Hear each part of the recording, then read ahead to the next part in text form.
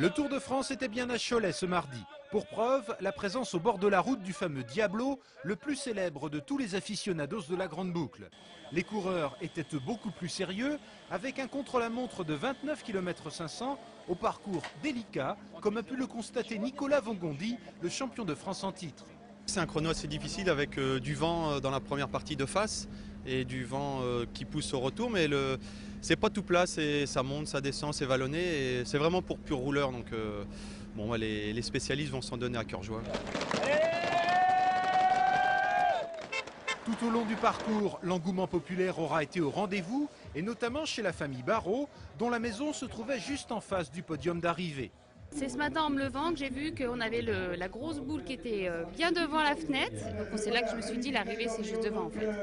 Pour voir le Tour de France, on vient parfois de très loin. Certains font même des milliers de kilomètres pour suivre cet événement. C'est la première fois que je viens d'Afrique du Sud pour voir le Tour de France.